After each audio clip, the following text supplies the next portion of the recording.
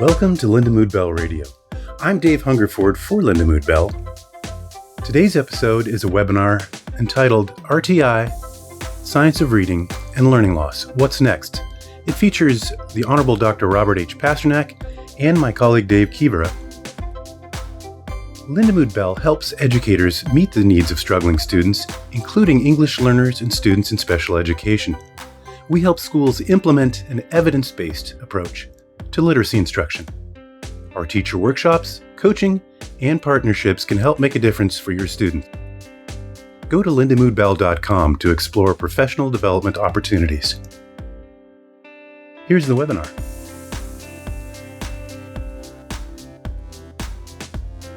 Welcome to the Leaders in Literacy webinar series by Lindamood-Bell. My name is Dave Kivera, and I'm the Director of Development for Lindamood-Bell for Schools. It's my honor and privilege to be joined today by a person I now consider a good friend and colleague, the Honorable Dr. Robert Pasternack. And among many other roles, Bob is the former Assistant Secretary for the Office of Special Education and Rehabilitative Services at the United States Department of Education. And Bob was really instrumental in getting response to intervention put into the 2004 reauthorization of IDEA.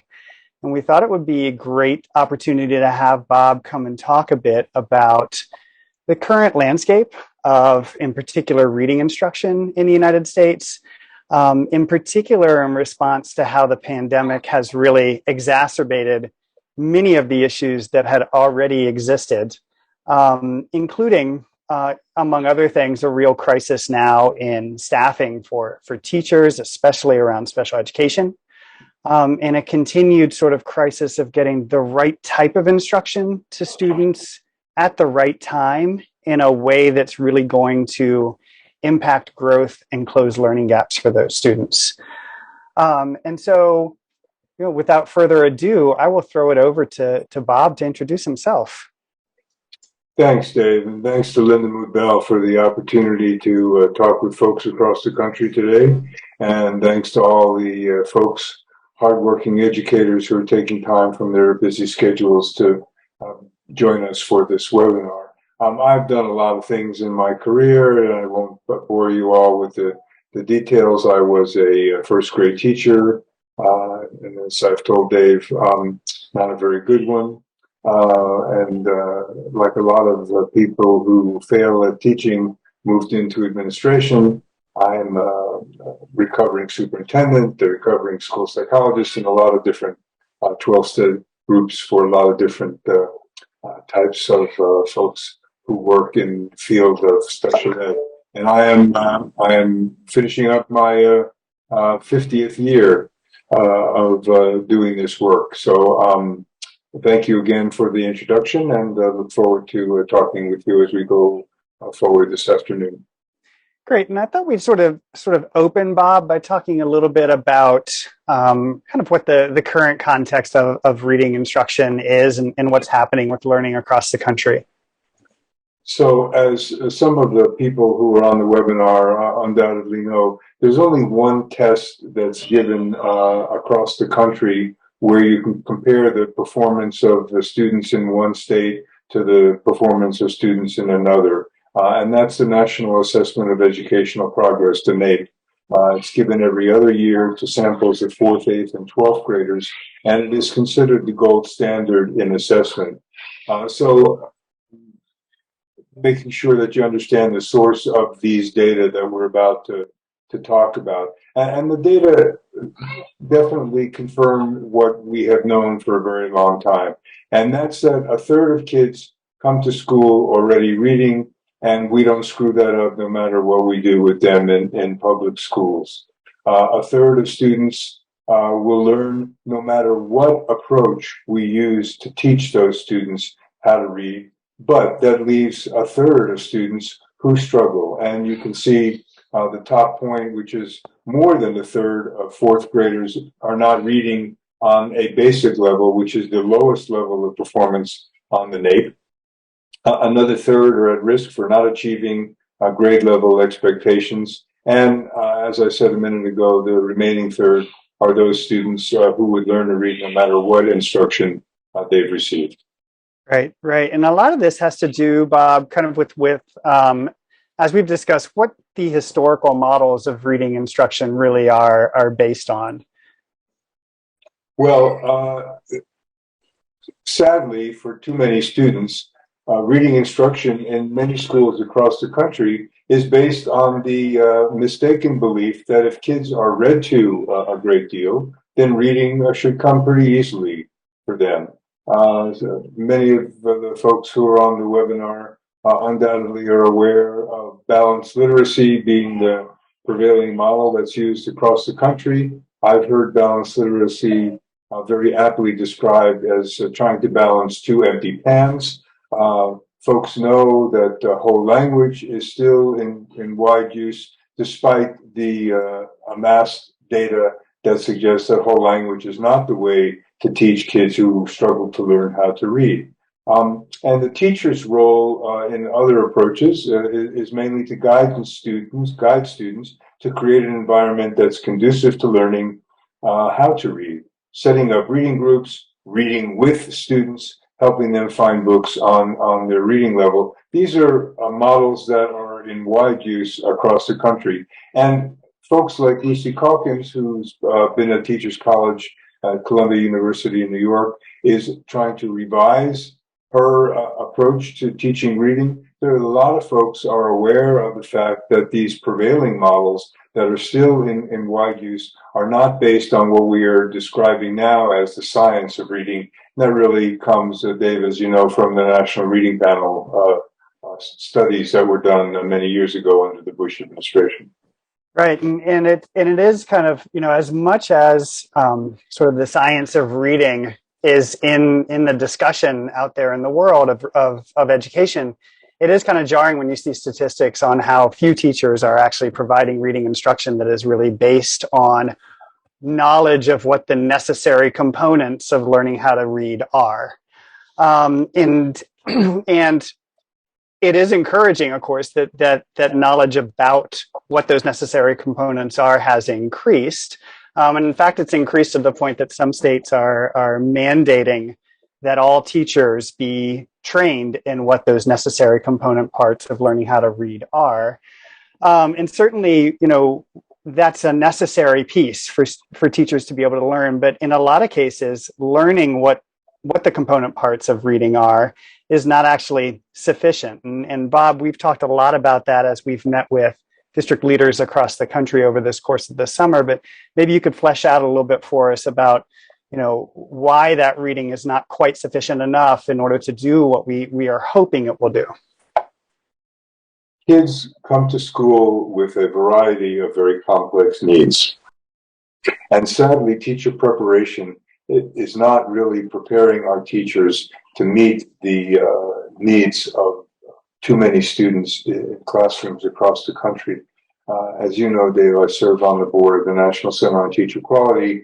It's a nonprofit. We look at the quality of teacher preparation across the country, study about 750 colleges and universities every year to determine how teachers are being prepared. And we see way too often that teachers are not learning about the science behind how students learn how to read. We have learned a great deal, particularly since the research that was done at the National Institutes of Child Health and Human Development under the leadership of Reed Lyon and the centers that were funded to study how students learn how to read. And we really have learned a great deal about how students learn how to read, why some students struggle to learn how to read, and what to do with those students who struggle. And that's based on science. And teachers are not getting the training, therefore don't develop the skills that they need to be able to implement the science and therefore help the students who are struggling to learn how to read. And I will also quickly add that I know, as you're well aware, when you're talking about the importance of professional development, we know that special ed teachers get less training on how to teach reading than their general ed counterparts. And there's a lot of concern about the quality of teacher preparation that general education teachers are receiving. And there was only one state that made significant growth on the 2019 administration of the NAEP, and that was Mississippi. And the reason that Mississippi, the attribution for the impressive gains that Mississippi made on the NAEP was the professional development that their teachers were receiving on the science of teaching reading. So there's clearly critical importance to doing a better job of training our teachers. And sadly, we have to provide a lot of professional development when they're in schools because they're not getting the training that they need in the colleges and universities that they attend. Right, right.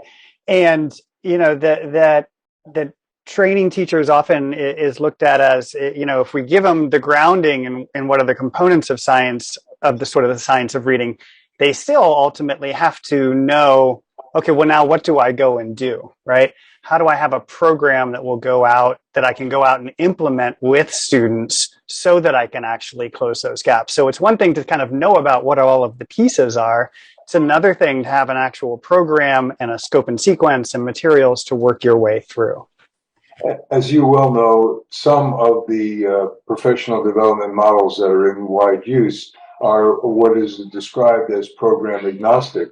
So they do not do what you just suggested is so important, in that they do not provide teachers with a specific program to implement as part of their professional development. And that's one of the things that differentiates the professional development that Lindamood-Bell does so well. And it's so critically important to give teachers not only the grounding in the science of how kids learn how to read, why some kids struggle to learn how to read it, and then the more important thing, what to do with those kids who are struggling, since the preceding slide showed how many students we're really talking about. And when I was teaching first grade, I was not trained well in how to teach students who were struggling to learn how to read. And sadly, that hasn't improved. And this is 50 years later.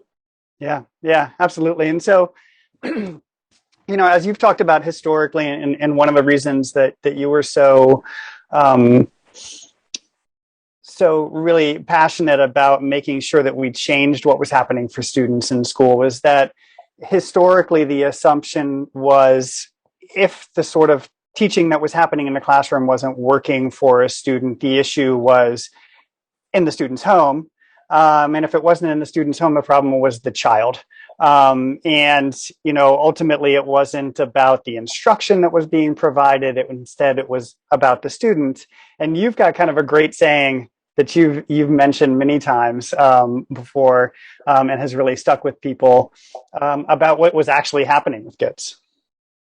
Well, the number one reason why kids are referred to special education across the country is their failure to learn how to read. And the second reason is behavior problems. And the number one reason why students exhibit behavior problems is because they struggle to learn how to read. And out of the 13 categories of eligibility for special education under IDEA, the largest category in school districts that are across the country, and the folks who are on the webinar can go ahead and check with their special education director to make sure that in their school district that in fact that this is what's happening, is the category of kids with specific learning disabilities. And what you were alluding to, Dave, is that I often have said that those students, many of them are not students with specific learning disabilities. They are, in fact, students with ABT, which stands for that they ain't been taught. And that is all too often why these kids are struggling, is because they haven't been taught by teachers who are trained to implement a evidence-based program with fidelity and treatment integrity that's designed to teach struggling kids how to read.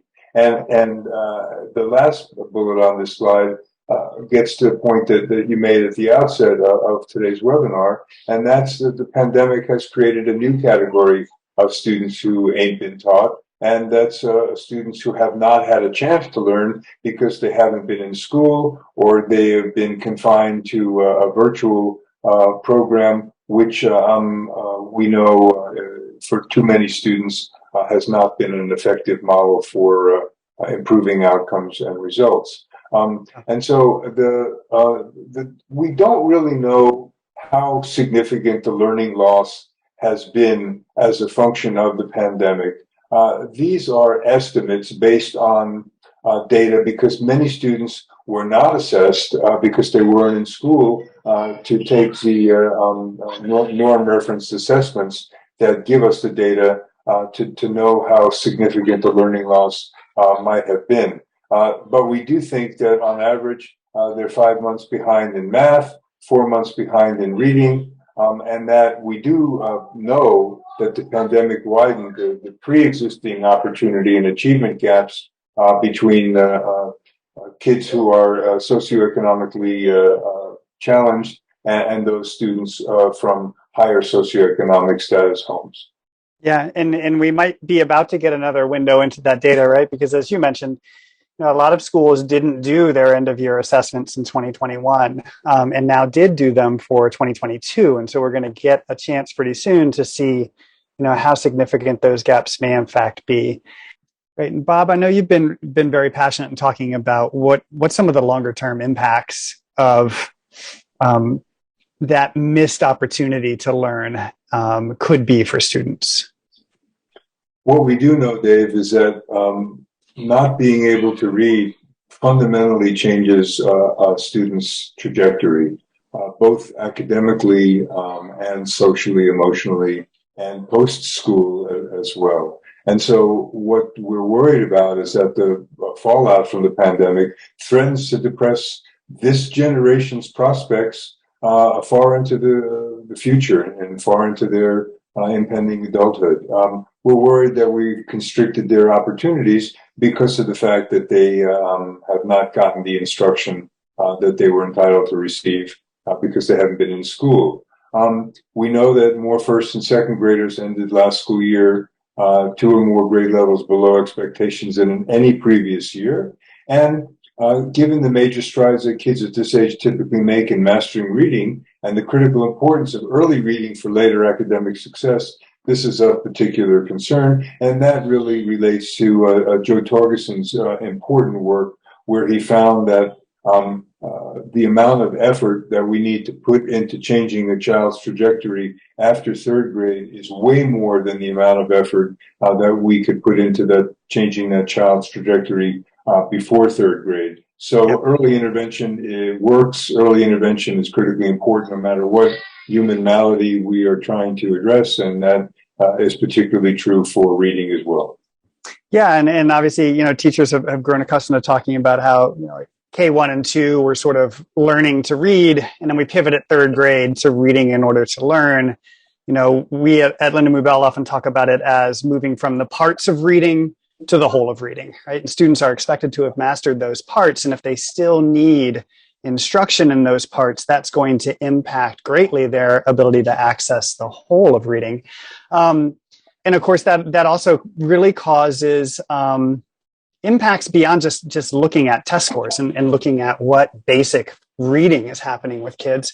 It obviously becomes a much bigger issue. You were mentioning behavior earlier, Bob, as just one facet of the impacts that occur when students struggle to learn how to read. The pandemic has had perhaps the most significant impact on the mental health of children in this country that we've ever seen. The recent national data are alarming in that they're saying that it could be as much as 40% of the kids in this country have had suicidal ideation. We've never seen numbers like that.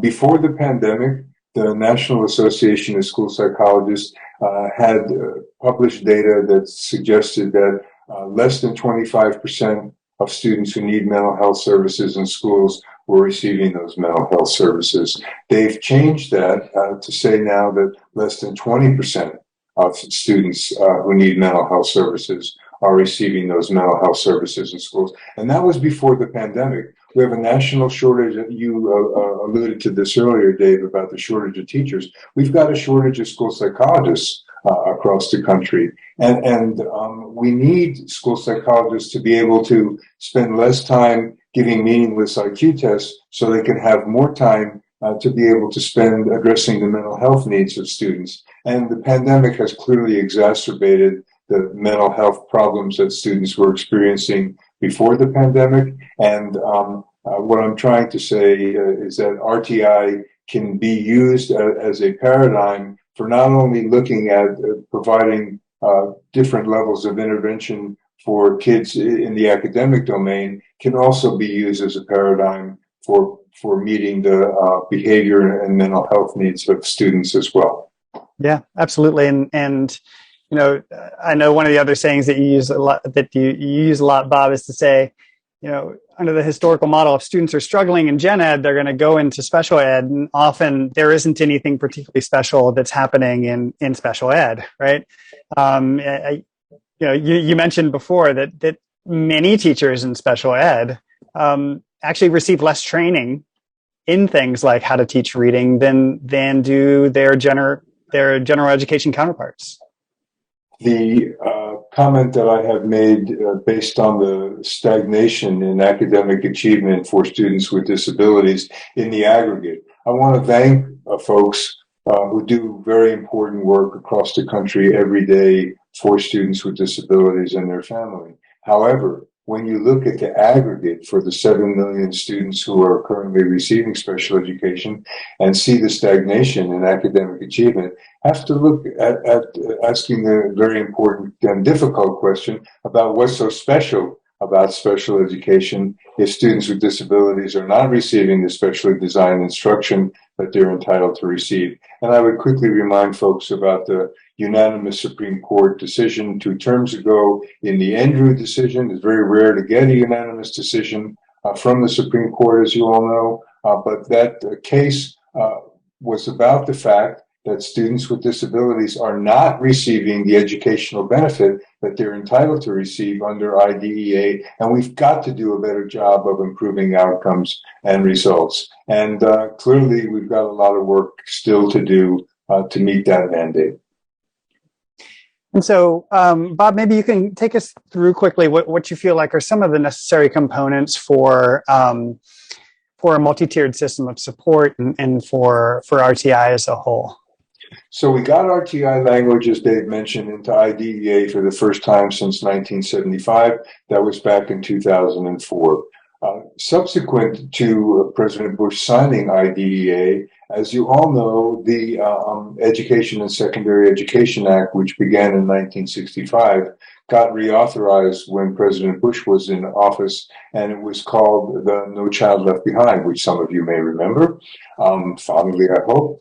But then the Congress, after that, reauthorized the Elementary and Secondary Education Act again, and it was called the Every Student Succeeds Act, or ESSA. And in ESSA, you do not see language about response to intervention and instruction. What you see is this term, a multi-tiered system of supports. And that's really about how do we create a system which is designed to address the needs of all of the students in the school district who are struggling. And you want to base that on assessment. Got to have, if there's another way to know how kids are learning other than assessment, I don't know what it is. Can you go back to the previous slide for just a second? Sorry about that. Thank you very much. We want to make sure that we are making decisions based on data. I shared with you earlier about, sadly, reading instruction is too often driven by people's beliefs rather than the science. If you make, I'm a database policymaker, and I hope that all of you as teachers are using progress monitoring data to determine whether your students are responding effectively to the instruction that you are providing. You want to have multi-level instruction. You want to make sure that the district has the infrastructure and support that you need to implement a system of multi-tiered systems of support. And whatever program it is that you choose to use, you want to make sure that you are implementing that program with what we call fidelity, treatment integrity, and that you are in fact evaluating the impact of the services that you are providing and the interventions that you are providing to the students who are struggling. Great. So some of the things that you want to see coming out of that sort of structure, Bob? We want to increase, the goal is to increase academic achievement for all students. And I think it's important to remind everyone that every student with a disability is first a general education student. It's something that you were getting to earlier, Dave. And I think we often forget that, and that special ed and general ed are not two separate systems. They're actually part of the same system. And we need to have a system in place that is designed to increase academic achievement for everyone, for all students. We want to make sure we're having collaboration between general ed and special ed. We want to make sure that we have a unified framework of academics and behavioral support in place in the district and in every classroom, and that you have instructional leadership at the building level provided by the principal. You want to make sure that resources are allocated based on needs. And by the way, we've never seen as many resources, particularly financial resources. We've never seen this much money in public education in the history of our country. The rescue plan and the ESSER money, these are incredibly large infusions of money into the education system. We want to make sure that the assessment that's being done is not discriminatory, and that we have policies and procedures and practices in place that ensure that there's equity and that we are not discriminating against any kids. And that's why for many, many years now, I've been advocating that we spend less time giving meaningless IQ tests, because IQ is, as we know, is racially and discriminatory and does not predict subsequent academic success. And too often, as you well know, Dave, that we see high rates of referrals for special education. We see districts where 25%, 30% of their students are being receiving special education services, way higher than the national numbers of 14%. So I think that these are just some reasons why we want to make sure that you all are implementing a multi-tiered systems of support in your school district. Yeah, and it is such a continuing problem, Bob, to run into that whole thing. You sent me an article earlier this week about a board member talking about how the special education students were draining funding from our students.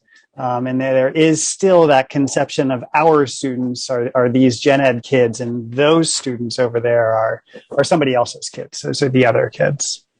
And a term that's being used, which gives you a sense, Dave, of how significant this issue is called encroachment. And that has a pejorative meaning to it. But districts are saying, because IDEA has never received the funding from Congress that was intended back in 1975, where the intent was to provide 40% of the excess costs that school districts incur in providing special education and related services to what we used to call handicapped kids, what we now call kids with disabilities. We're nowhere near that. There hasn't been a funding study done nationally in 16 years, but the estimate is that the federal share is about 16%. That's nowhere near the 40% that was promised back in 1975. So we have to take general education funds away from the general education budget in order to make sure that the mandate, the civil rights entitlement to free appropriate public education in the least restrictive environment is provided to students with disabilities. And that's what sets up this antagonism and antipathy between general ed and special ed, and why I sent you that article about the board member who was stating that. I think we want to move all of the people, I would think, on the call. By the way, to go back to that just for a second, Sure. Know that 40 states have now enacted legislation to require that all students be screened for the signs and symptoms of dyslexia. That's what universal screening is all about in those 40 states. And I think the concern that folks are having in these 40 states is that we are seeing a lot of students being identified as having dyslexia. Then the question becomes, what do we do to really serve those students well and effectively? And we've already talked about the fact that sadly, teachers are not trained to know what to do in too many instances. And we've got a lot of kids and the question is, are they really being appropriately identified or are they being misidentified? They really don't have dyslexia. And Yeah. for those students that really do have dyslexia, we want to make sure that they are getting specially designed instruction and teachers are using evidence-based strategies with fidelity and treatment integrity. Great, great. And go ahead. No, go ahead. Well, no, I was going to say, you know, I love that you sort of looked at a system structure and you kind of flipped the way that people usually talk about this. So on the one side, we talk about RTI-A, or the academic side of response to intervention and instruction. On the other side, we talk about RTI-B, which is the behavioral side of RTI. And as I was mentioning earlier, the RTI as a paradigm can be used for both academic and behavioral, to address both academic and behavioral issues in kids. This is the triangle that is often used to depict graphically what RTI should look like. I would hope that people would not pay attention to the percentages that are in each one of the parts of the triangle or the pyramid, but rather realize that most students, if not all students, start out in general education. That's the green, that's the universal instruction. You want it to be preventative and proactive. Then that's tier 1. Tier 2 is targeted group interventions for just some students. So we usually can depict this as the green would be all, the yellow would be some, the red would be few. But tier 2 would be for some students. You would want to use interventions with high efficiency, and you would want to make sure that the system is providing a rapid response for students who are struggling. And then tier 3 is intensive, individualized intervention. It can be for small groups, but it's typically, we talk about specially designed instruction for individual students. And it's really important for folks to remember that tier 3 is not synonymous with special education. All of the tiers are a prelude to gathering progress monitoring data to determine whether the interventions are being effective. And if you've got a student who has not responded to interventions that began in tier 1, provided in tier 2, continued to be more intensely individually provided in tier 3, and you've gathered progress monitoring data in each one of those tiers, then you are in a very good position to be able to say that you think that the student should be referred for the comprehensive multidisciplinary evaluation that would lead to answering 2 questions. The first question is, does the student have a disability? And if the answer to that question is yes, then the second question is, does that student need special education? And the same thing can be said for behavior. And you can see the graphic there. Yeah. And I think, one of a couple places where I think people run into a lot of different struggles in here, Bob, and maybe you want to talk about it more, or we can continue on the conversation. But oftentimes people really struggle, I think, with tier 2 and trying to figure out what a good tier 2 structure is. And then one of the other areas that I see a lot of struggle in is when students do get to tier 3 and we're talking about trying to implement a program with fidelity. Part of that is about how much instruction students are getting and how frequently. And typically, many teachers are not necessarily tracking how much instruction in those small groups or in one-on-one settings that students are getting. And so they don't actually have a way to, at the end of the year, look at it and say, oh yeah, this student got the right amount of instruction and still wasn't making gains, right? They might have actually gotten nowhere near what was recommended in terms of the amount of instruction that they need. And so we're looking at the student and saying, again, that the problem is with the student, right? And not with the system in which they're operating. Well, that's a very important point, Dave. And I think that we need at this juncture to talk about the dose-response interaction. And people will think about any medical problems that they may have. And if they go to the doctor and they have particular symptoms, and the doctor then describes medication, and if the medication is not having the desired effect, typically the doctor will increase the dosage of that medication. The same holds true in education. We do not provide a sufficient dosage of intervention to really be able to address the academic and behavioral needs of students who have significant academic and behavioral needs. And one of the things that I've always been impressed by with Lindamood-Bell and the work that you and your colleagues do, and what Nancy has done so well for so many years, is recognize that if we're going to be effective, it's high dose is what's required. And so in the clinics across the world that you all do, I know that you're talking about 4 hours a day of intervention with someone who's trained in your strategies. That's the kind of dose response interaction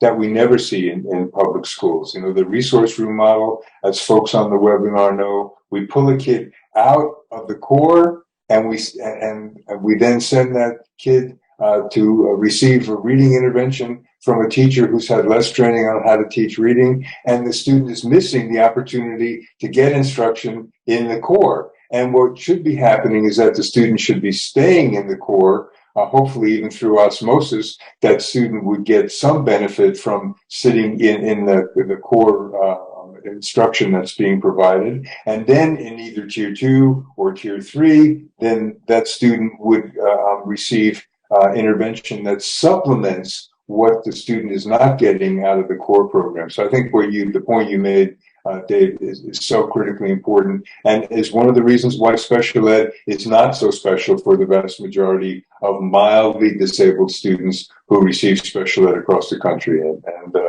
I think the data will support that. Yeah, and I think, the 4-hour-a-day model is a great one. I think, and the goal of that is to make a change in a very short period of time, right? And when we partner with school districts, they're often implementing, they're fortunate to get 45 minutes or an hour a day. And so what we really emphasize to them is that they're going to need to be providing it every day to those students, 5 days a week, and figuring out, how do we change what it is that's happening in the school building so that my students are being able to get to that interventionist for that amount of time and that amount of intensity. And that's where I notice, one of those low-hanging fruit things like tracking how much actual instructional time students get can be really powerful when you compare what's happening at one site to what's happening at another. And schools can begin to learn from each other. Oh, why are the students being released for intervention enough time at this site as opposed to another? And they can begin to have those really collaborative discussions. And the job embedded PD that you're providing and the monitoring of the interventions that the teachers are providing and looking at the fidelity of implementation is so critically important to the point you just made. It's not going to work if teachers are not, in fact, doing it the way it's intended to be delivered, and they're not trained on how to deliver that instructional program. So I think that's very important. These are quickly some guiding questions that folks can think about as they go back to their districts and classrooms after the webinar and look at their multi-tiered systems of support. Is the core program sufficient? If it's not sufficient, why isn't it? How will the needs identified in the core be addressed? How will the effectiveness and efficiency of the core be monitored over time? Have improvements to the core been effective? For what students in the core, which students in the core, is the core program sufficient and not sufficient, and why? What specific supplemental and intensive instruction is needed? And that's just what we were talking about. How are you going to identify what program you're going to provide in Tier 2 and in Tier 3? And then the critical importance of progress monitoring. You've got to go ahead and monitor the progress that students are making so that you know whether your intervention is in fact being effective. And if it's not, then you can change your instruction, whether it's the delivery, whether it's in fact the program, or whether it's just the intensity of it, the individuality, individuation of it. These are things that good teachers know. How will the supplemental and intensive instruction be delivered? How will effectiveness of supplemental and intensive instruction be monitored? And what students or which students need to move to a different level of instruction? Those are questions that are going to help you really move through the different tiers, because as I said, and as you all know, every student is in Tier 1, but then you have those students who are struggling go into tier 2 and hopefully are making enough progress to be able to return full time to tier 1. If not, you're going to have some students who are going to need to go to more intensive instruction, and that's tier 3. And then, as I said, you will have success, hopefully, with many students. But for those students who are not having success, you're going to have sufficient data to be able to then lead to the comprehensive multidisciplinary evaluation required to determine whether the student has a disability and might need special ed. And so, Bob, one of the responses to the fact that students have been struggling as a result of the pandemic has been an emphasis on tutoring. And I think it's really important to clarify what it is that we're talking about when we're talking about what's actually called high impact tutoring. Right? That high impact tutoring is really, when you dig into the research on it, intervention. Right? That it's not what folks think of historically as tutoring, which might be somebody sitting down a couple times a week, helping a kid read a paragraph, give them a pat on the head, send them on their way, or having high school students come in and help out. But that really the effective high impact tutoring programs have been intensive intervention programs. And so, I know that this was a big thing for you, so maybe you want to talk a little bit more in detail about that. Well, I think as we wrap up the webinar today, we wanted to kind of make sure that folks understand the differentiation between tutoring and intervention, and that tutoring is not intervention.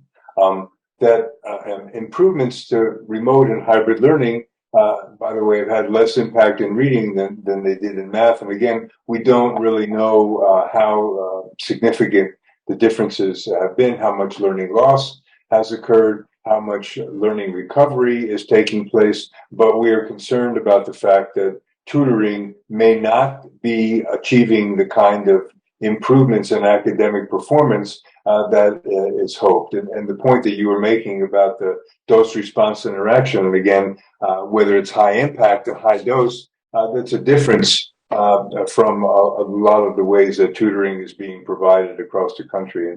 And folks on the webinar will remember perhaps when they received tutoring. And it was to buttress the kind of instruction that was not giving them the information that they needed when they were in school. And that's not what the students who have lost so much academic skill need in order to regain, and we're not seeing the kind of acceleration in learning because tutoring has not re-engaged students and hasn't re-enrolled them into effective learning programs, but we want to make sure that we are giving them research-based, evidence-based, proven effective interventions. We want to also make sure that we're supporting students in recovering their unfinished learning and meeting their broader needs using intervention. And this was really trying to get folks to recognize that tutoring, you mentioned high impact tutoring. I don't want to say that tutoring never works, but we want to be careful about thinking that tutoring is the kind of panacea that it is not. And then, Bob, I know you're often, I'm often surprised sometimes when I give a presentation and I talk with folks afterwards about what they remember and how much of it they remember, et cetera. And so go for it with this one. Well, I think as we wrap up, I want to remind people that we know that they will forget most of what they have seen and heard, that they're going to lose 80% of it within the next 2 days. But what we want to hopefully accomplish is determining what's most important for them to retain. And we've really tried to kind of talk today about the difference between RTI and MTSS.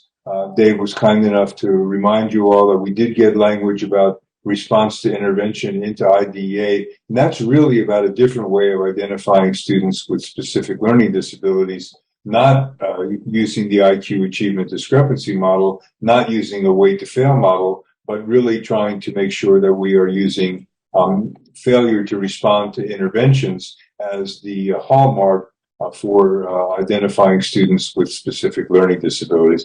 And hopefully folks will also remember a little bit about some of the key elements to an effective multi-tiered systems of support system in their school district. And so thank you all for joining us today for our Leaders in Literacy webinar series. I'd like to thank Dr. Pasternack for joining us. Really appreciate your time. Appreciate everyone taking out their time, taking time out of their day to watch our webinar. You could certainly visit our website, which is lblp.com or lindamood-bell.com, and click on webinars to see previous webinars that we've held with district leaders from across the country. Thank you all again for joining us today, and we look forward to seeing you in a future webinar. And thank you for listening. Learn more about us at lindamood-bell.com. You can also find us on YouTube, Instagram, Facebook, and Twitter. We are Lindamood-Bell.